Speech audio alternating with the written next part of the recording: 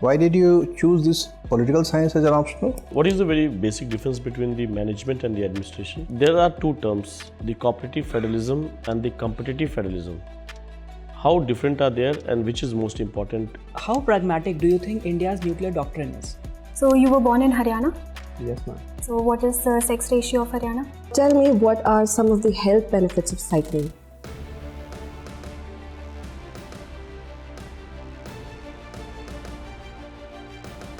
Can I come in, sir? Come in. Morning, ma'am. Morning, sir. Morning. Have a seat, Aditya. Thank you so much, sir.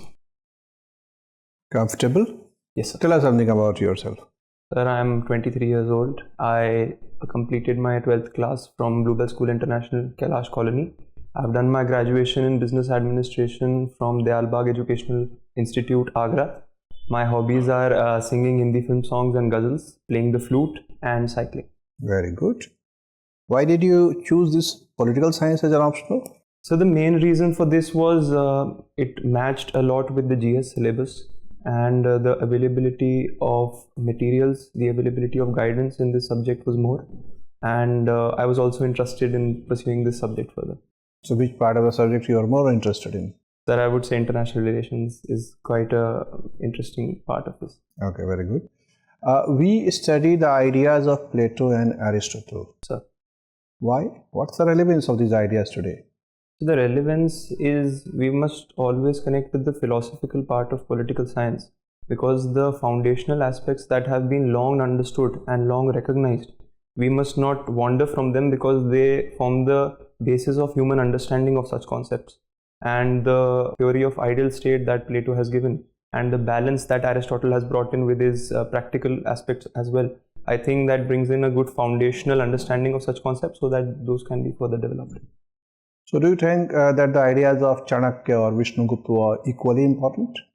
Definitely, sir, because due to various reasons such as colonization, the Western conceptions of various concepts were dominant for a long period of time.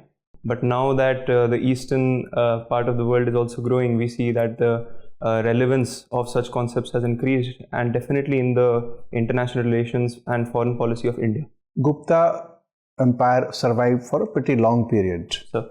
Beginning of 4th century until the middle or early of 6th century. Was it driven by the ideas of Plato, Aristotle or Chanakya? Sir, although I'm not exactly aware of what sources they used for formulating their foreign policy, but what I see is that the effect and the impact of Kautilya would have been much more than of Plato and Aristotle, because at that time India was the center of the world, and that is why our theories were the dominant ones. Okay. Have you read about Samudragupta? Yes, sir, briefly, yes. What are his achievements? So he expanded the Gupta Empire to an extent that earlier or even later Gupta kings were not able to, although Chandragupta II is an exception. Sir, Samudragupta was also known for playing the veena, which also is depicted on various coins that he issued at that time. And we could say, sir, that cultural aspects of the Gupta Empire also prospered during his time, and he can be called as the strongest Gupta ruler of all times, of that time especially. The conquered territories of Samudragupta are classified into 5 parts. Do you remember these 5 parts? Sorry, sir, I'll have to read about this. Okay. The ancient Greeks enjoyed thinking, philosophical development of human beings, as well as gaming, sports. Your personality also reflects similar things. You are having inclination towards ideas and thoughts, as well as you're playing music like Samudragupta, and you do cycling like Greeks. So which culture has impacted more your personality, Indian culture or Greek culture? Sir, I feel Indian culture in itself has been a very cosmopolitan culture. So I would say that my understanding of the world as I see it is through the Indian culture, which has taken aspects also from the Greek culture. But I think, sir, I tilt towards the Indian culture more. Okay, so if you could identify any of the elements we have taken from Greek culture? The number one would be, although we are called as the mother of democracy, but the democratic forms in the current context, in the form of polity, in the form of direct democracy, I think those have been influenced by the Greeks. Number two is, I think the current policies of the government, the current formulations of the government definitely work upon the ideal state, the formulation of the ideal state that was seen in Plato, because there was a conception of philosopher king, but the second best he talked about was polity, and I see that. Apart from that, there is also an aspect of practicality in our foreign policy that we see, which I think could be influenced by Aristotle also. My last question. A Greek thinker was very impressed with the Indian polity, Indian governance, particularly the local governance. Do you think that the Greeks have also learned something from us? So I'm not able to identify exactly what they have learned from us, but being a very dominant power in those times, I think the Greeks would definitely have taken some points from us as well. And there are many Greek scholars and travelers that came to India, and they saw various empires such as those of Chandragupta Maurya, and those were described in Greece as golden empires. And I think they definitely based some of their foundations on Indian culture. Thank you. Thank you, sir. So, Aditya, you have done BBA. Sir. So, what is the very basic difference between the management and the administration? So management, I would say, is more substantive, while administration is a part of management. Administration focuses on more on the processes, while management focuses on the HR aspect as well. Management focuses on behaviors, motivation, and all such aspects as well, while administration, I think, would be tilted towards efficiency. Efficiency. Yes, sir. So, suppose you being an administrator, your major functions will be to implement the policies, and in that term, public distribution management system has to be more sound. So, how you will make more effective the public distribution management system? So, number one would be introduction of technology. More and more introduction of technology into the PDS system. We can see the example of Chhattisgarh, which has digitized this process, and the efficiency has increased, and the diversions that were there earlier have definitely decreased. Number two would be better engagement with the public, so that grievance redressal is ensured. Number three would be accountability on the part of the people who operate the system, which is the various fair price shops owners and the distributors as well, so that, again, sir, the use of technology for this, for updating what has been distributed to whom, and how much has been distributed, all that, if it is better documented, then I think better accountability could also be brought in. And so use of specialized techniques such as use of yellow colored trucks and other such things for better identification, I think these could be few things, sir. You just said about accountability. Sir. It has a relative term called with responsibilities also. Sir. So, how responsibility is different from accountability? And number two, that you being a civil servant, you will be accountable and responsible towards whom more, whether the government or the people? Sir, responsibility is more internal. A responsibility is something that one sets for themselves, and one is responsible to themselves, while accountability is external. For example, the government has maintains accountability over its officials. So this is the basic difference that I see, sir.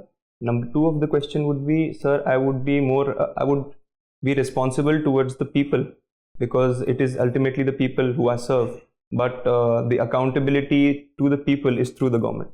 See, these days we know that the basic structure to the constitution is one of the most important principle, but this doctrine itself is getting challenges.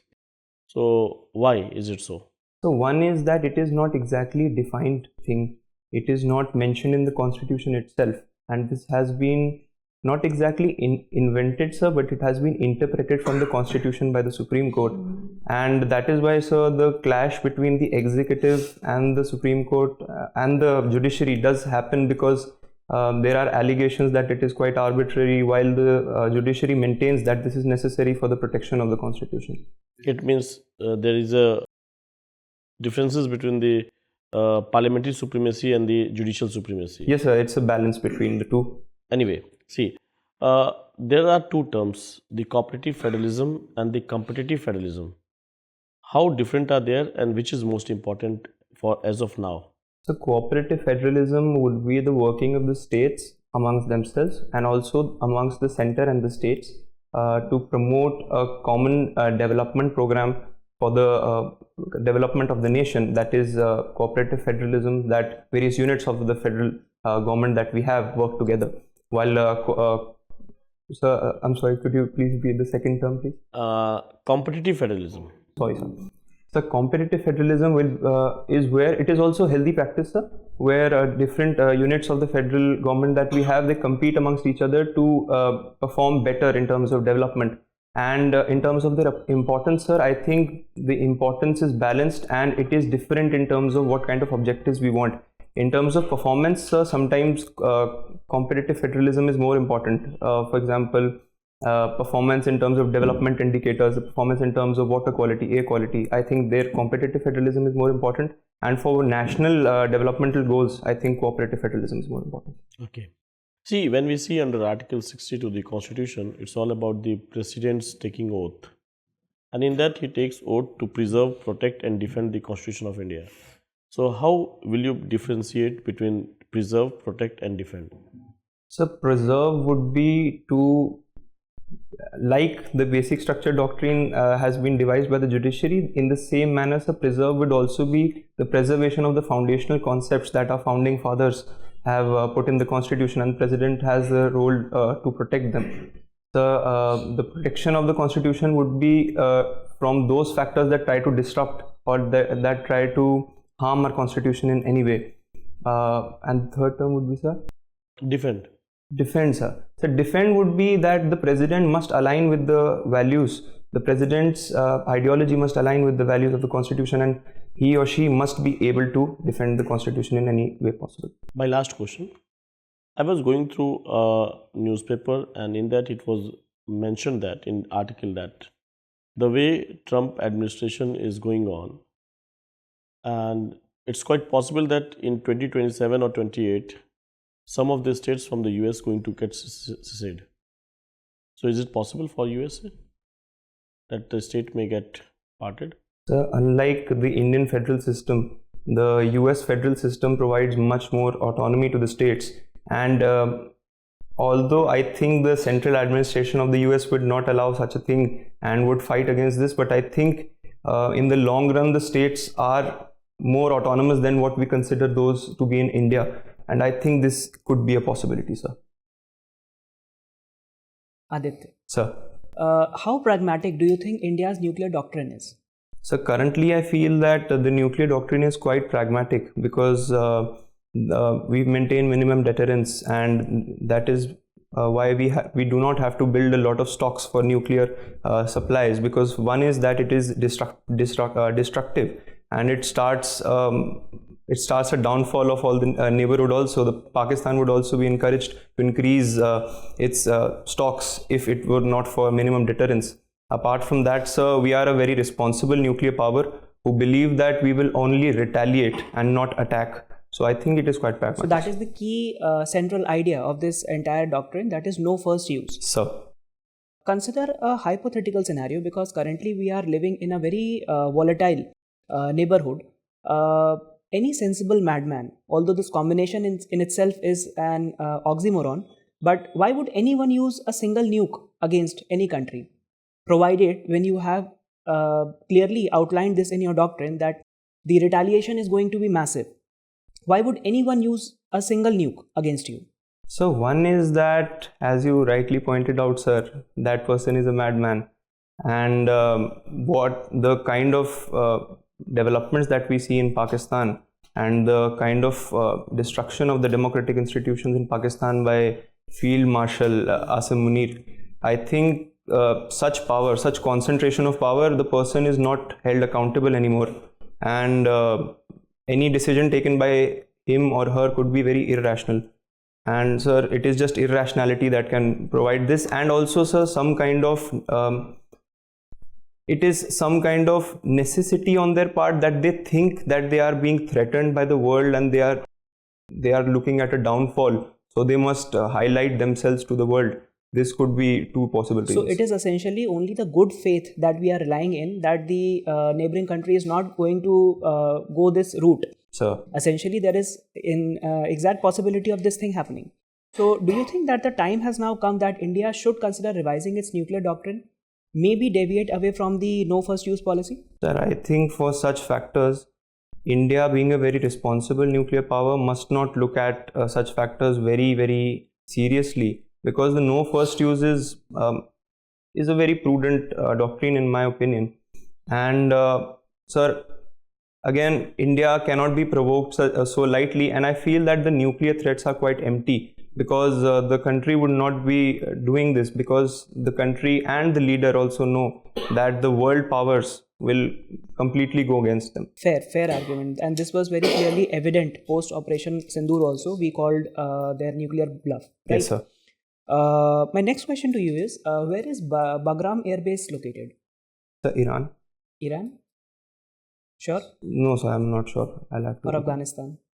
Right, sir. Afghanistan, I'm so sorry. It is in Afghanistan, Right, sir, so sorry. So why there is so much of geopolitical interest in this particular airfield? Why is everyone interested in Bagram airfield? Sir, I'm aware of the fact that US had recently, especially President Donald Trump had recently given a statement that he would like to take Bagram Air Base so as to ensure the security and so-called prosperity of Afghanistan. But sir, I feel that the Afghan administration will not let go of this air base in any way, because they think of it as a part of their sovereignty, protecting their sovereignty. And I don't think that they will be dealing with any power that looks at the Bagram air base, sir. So, coming at the actual question, I'm not exactly aware of the exact reason why they are looking at yes. Primarily because of its strategic location. Because you can oversee Iran, you can oversee Pakistan, Afghanistan itself is very important. Thank you. Okay, Aditya, so there's a very famous mission in your name. Yes, Indian mission. Can you tell me about that? Ma'am, the space mission, Aditya L1 has been sent to the Lagrange 1 point between the sun and Earth to study the sun in a better manner. It studies both visible rays and X-rays. And ma'am, so sorry, ma'am. It's okay.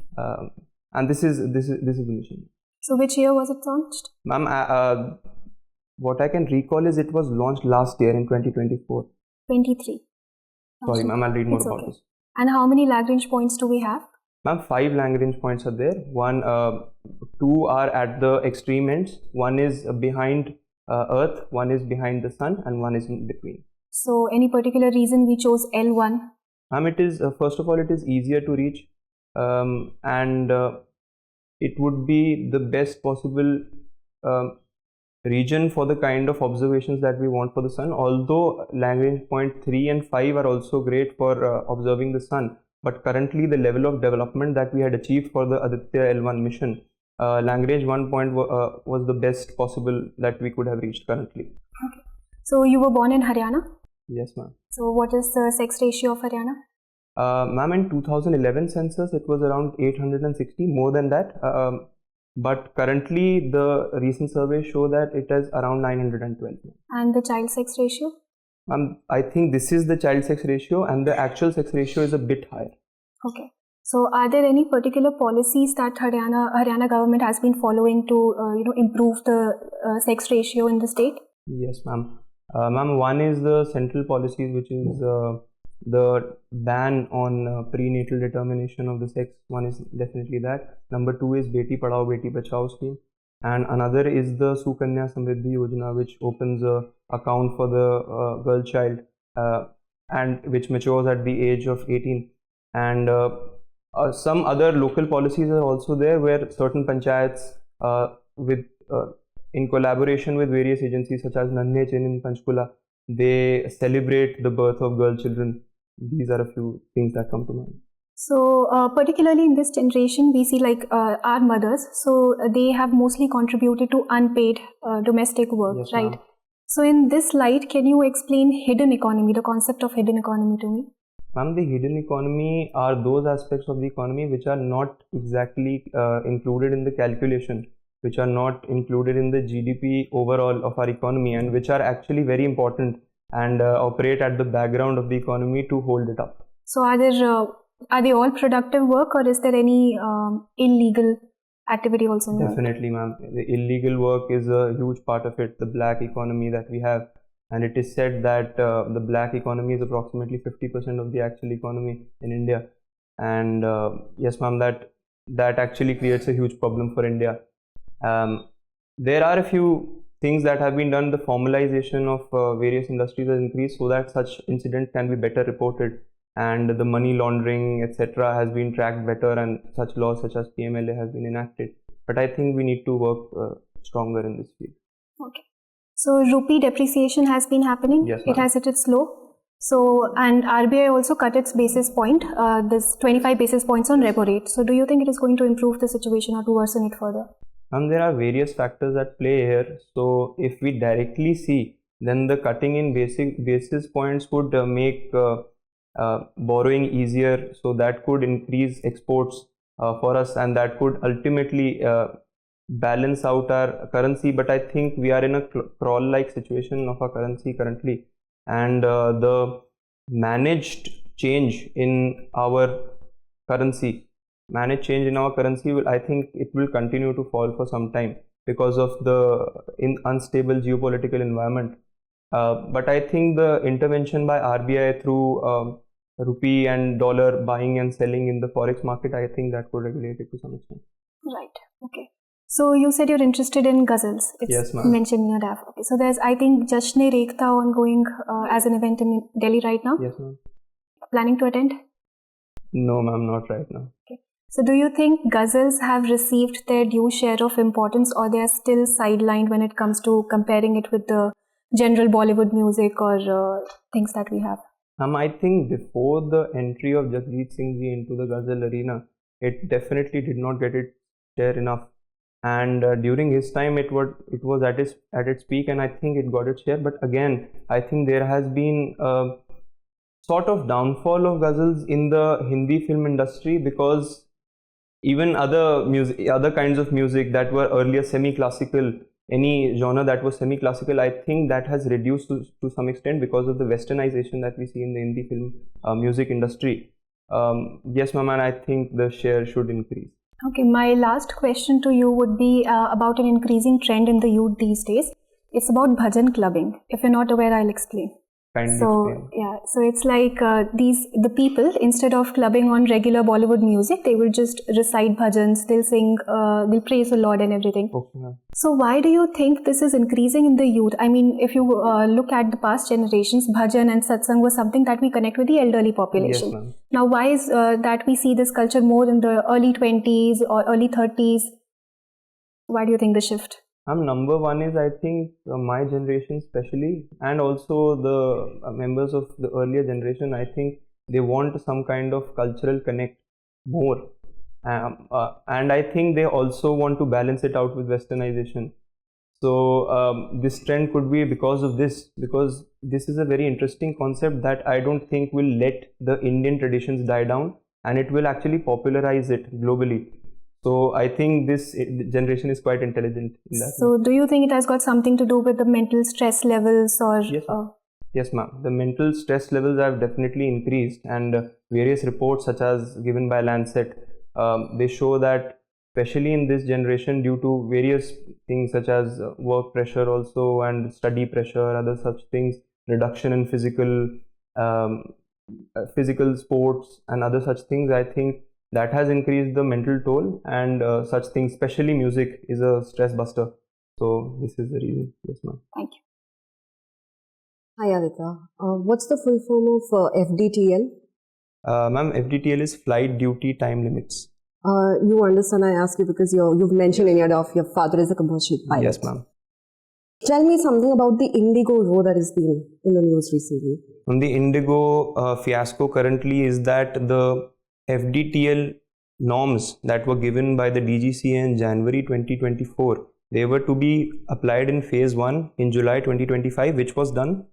But the second phase, which talked about night flying times and the night duty operations in the total roster, those were to come in November 1st, 2025. But Indigo, because it operates a lot during the night time due to cheaper slot times, etc., it has faced a pilot shortage because the rest times per week have been increased from 36 hours to 48 hours, while the night landings have been reduced from 6 to 2. So this has brought in a shortage of pilots, which I think was miscalculated by the company. That is why it has led to a lot of delays. What do you think it reflects about our aviation sector and the preparedness? Ma'am, it reflects a certain kind of duopoly in the aviation sector where 64% of the market share is by Indigo and 20% by Air India, and that has not acted positively for our industry because such high reliance on just one airline has led to such a chaos in the industry, and this requires All right. Suppose you were an administrator or you were an authority at the airport, right? And in a hypothetical situation, there was a very important foreign delegation that were to make a takeoff and land, right? Now the pilot has complained to you that I'm very underrested, I'm very underslept. However, your superior has actually asked you to go ahead with the flight operation because we have to attend an international summit and India's name and reputation is at stake. What would you do in such a situation? Number one would be assessing the situation in a manner that all factors are taken into account. If there are availability of additional pilots for that day, I would book them for that flight, and I would definitely not allow that pilot to fly that flight because in aviation, ma'am, what I have been given to understand by my father is that safety comes first. Absolutely. And I don't think any summit can actually make safety a second priority. So I will take into account the pilots who are there for the day, and I will make them fly the flight. If they are not available, then I will look at other charter flights that are available for that. All right.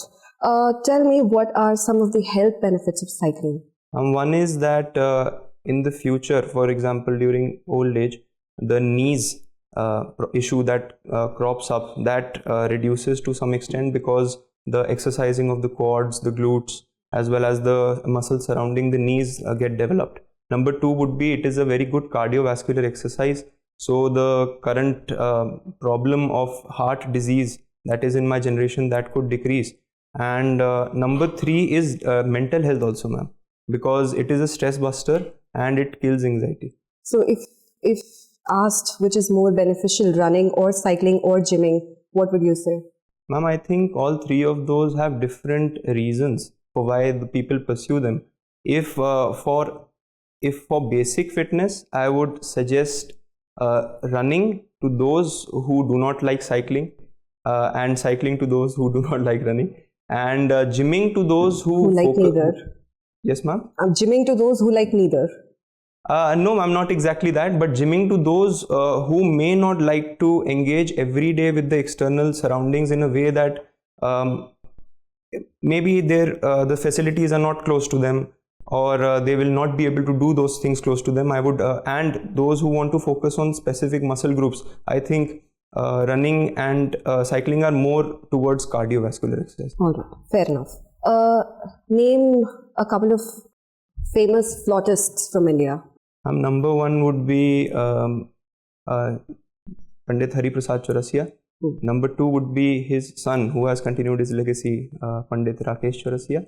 Number three would be Pandit Prasanna Rai, and these three come to mind. All right. What is the difference between a ghazal and a nazm? Ma'am, a ghazal is a very structured form of poetry, while nazm is a very free-flowing in that sense. The ghazal has couplets from around at least 5 to more than 15 can also be there. It has a matla, it has a makta, it has the rafiq, it has the kafiya. Such things are there. While in nazm, such things do not actually occur much, and it is not a very defined concept in that sense. And another difference is that, ma'am, in the shares that are there in the ghazals, the couplets, they may not have relation to each other. While in a nazm, it is a continuous process and it has one theme. That is what I want to show. Fine. My final question to you is, how has flute playing contributed to your personality? Ma'am, the number one thing I would say is patience and breath control, because the mistakes that one makes on flute are very small, and to correct them it takes a lot of effort and patience.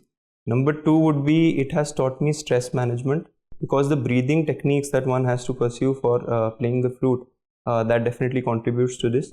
And number three would be, ma'am, it has taught me the importance of practice, because if I do not play the flute for 5 days, then I am again at square one. So these are three things. Thank you. Thank you so much, ma'am. Aditya, which dates in India are celebrated as national dates? So one is the 2nd October, Gandhi Jayanti. One is the Republic Day, that is 26th of January. And one is Independence Day, that is 15th of August. Why did you start from 2nd October? Gandhiji came to mind first, that is why, sir. Okay. So, which dates are mentioned in the Constitution of India? Which of these three dates are mentioned somewhere?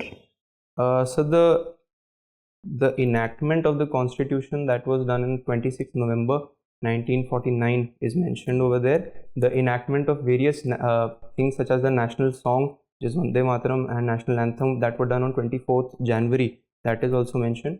And 26th January, that was the starting of our Constitution. These three things, Independence Day and Gandhi Jayanti, are not mentioned. Isn't it surprising that we have not mentioned our Independence Day in the Constitution? So the Constitution is a document which focuses on governance rather than major symbols, because the Independence Day is a symbol of our freedom, and I think it should have been mentioned, but I am not exactly clear why the founding fathers thought of so. It is mentioned somewhere with respect to transfer of citizens from India and Pakistan. Right, sir. Right. I forgot about that. But 2nd October is not mentioned anywhere. Do you think that we should mention it somewhere?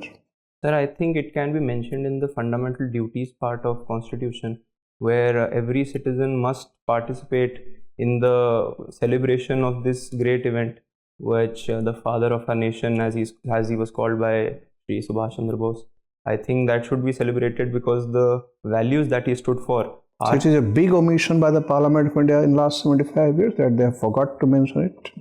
So there must be some reason that I am not aware of, because it is a very big thing, definitely, and there must be some reason why it has not been mentioned, which I am not aware of. Okay, my last two questions. I was looking at your zonal preference, and I found that in Zone 4, you have given preference to Sikkim over Manipur. Sikkim is your first preference, Manipur is your last preference. Why so? So I had visited Sikkim and I found it to be a state that I quite liked, and they asked for my preference, so that is why I put it. I did not think much. Is it because the situation in Manipur is more challenging nowadays? Sir, it is definitely challenging, but I think in the longer run we will be able to solve this, as India being no, why you have given it poor preference? Because it's poor in governance today? Yes, sir, it is poor in governance today, and the breakdown of the constitutional machinery had also promoted the enactment of the president's rule in Manipur. And yes, sir, there has been a breakdown of governance in Manipur. So you don't want to go there? Sir, I definitely want to go there, but I have filled my preference in order of familiarity with the state. Okay. Finally, in the FRBM Act, there are several targets which are called physical targets, and there are certain qualitative targets. One is that the government would be presenting medium-term fiscal strategy statement with certain targets which are not fixed targets. These targets have been named as what? Rolling targets or revolving targets? Sorry, sir, I'll have to read about What could be the difference between the two expressions, rolling target versus revolving targets? So, may I take a few moments to think about this? Thank you. Sir, I do not know the exact difference, but what I can understand from this. Okay, never mind. Nice talking to you, Aditya. Your interview is over. You may go now. Thank you so much. Thank you, ma'am.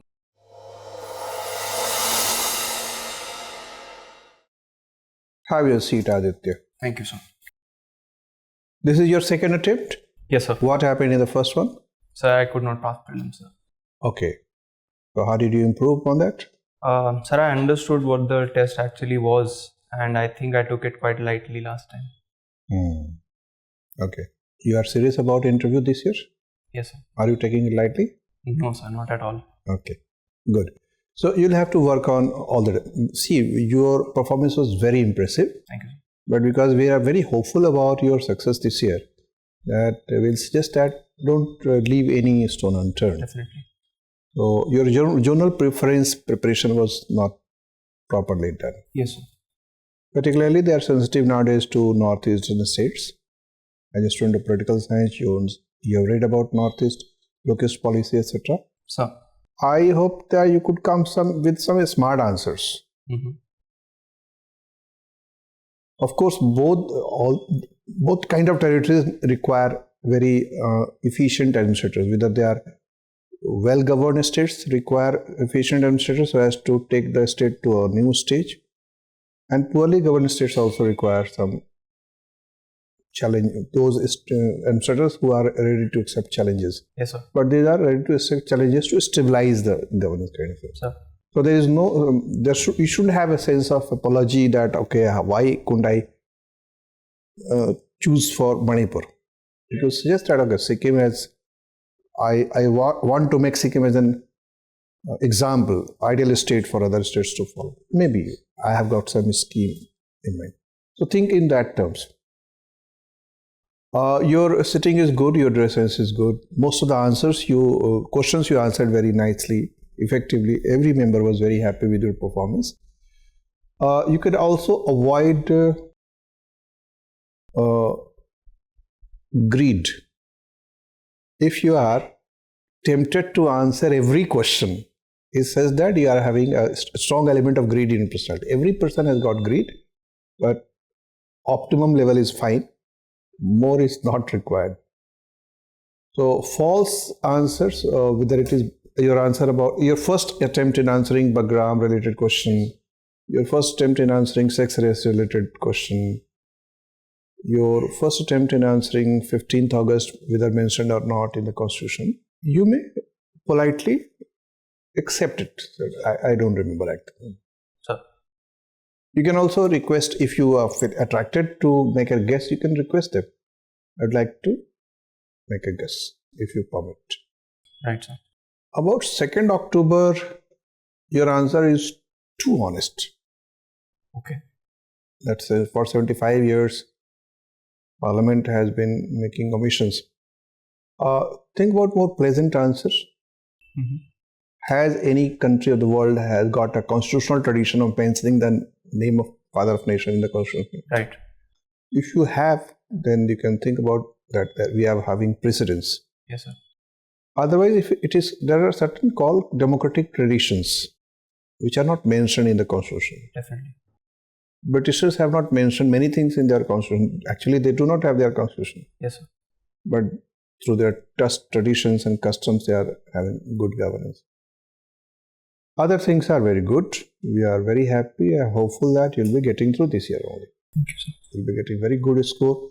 Your score would be around 200 if you maintain this performance. Maybe 10, 15 plus minus, but you are in that range. Thank you, sir.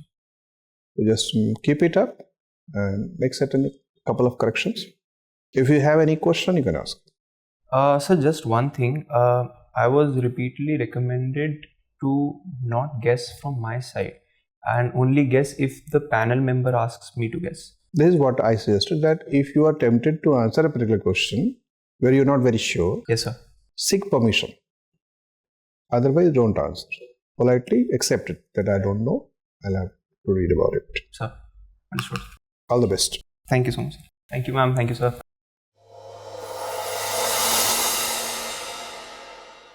For more informative content, like, share and subscribe, and do not forget to press the bell icon to get the notifications.